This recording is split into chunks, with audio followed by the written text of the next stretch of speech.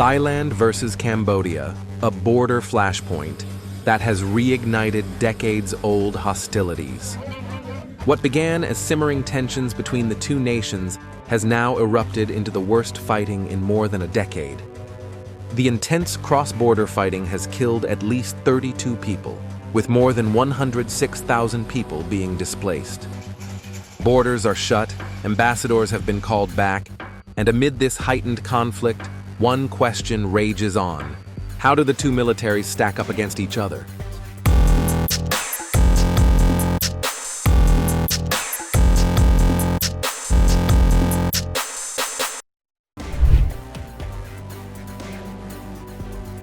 Let's begin with ground strength. Cambodia's army comprises 124,300 active personnel with approximately 200 tanks. Around 50 of these main battle tanks are Chinese-made versions of the Soviet-era T-54 and more than 150 T-54s and T-55s.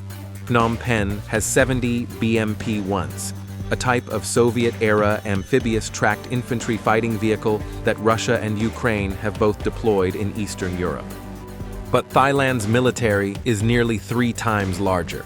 It boasts a massive 360,000-strong active force, backed by a budget of $5.73 billion in 2024, more than 4 times Cambodia's $1.3 billion. Of these, 245,000 troops form Thailand's army, which also includes 115,000 conscripts. Their arsenal? Around 400 battle tanks, 1,200 armored personnel carriers, and over 2,600 artillery systems. Now to the skies. Cambodia's air force is modest. Just 1,500 personnel, no fighter jets.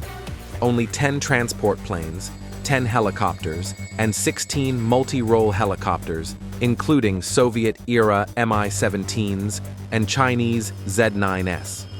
Thailand, by contrast, commands one of Southeast Asia's best-equipped air forces. With 46,000 air personnel, it fields 112 combat-capable aircraft, including 28 American F-16s and 11 Swedish Gripen jets. It also has a wide array of helicopters and drones, including US-made Black Hawks. At sea, the gap grows even wider. Cambodia's navy includes 2,800 personnel and 13 patrol vessels, a largely defensive force.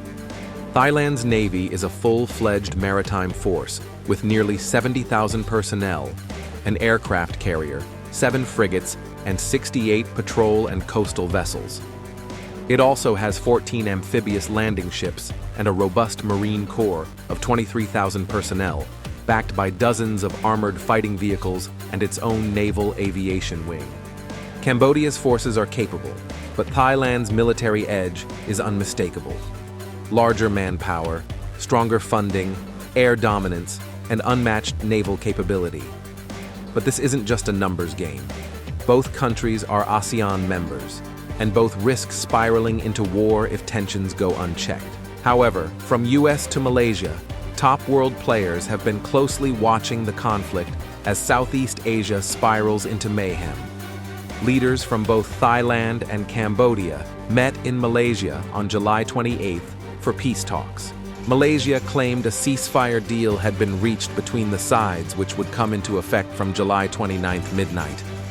But it still needs to be seen if the ceasefire actually holds at the border, as the region's stability hangs in balance. If you like this video, then like, share and subscribe to Mirror Now.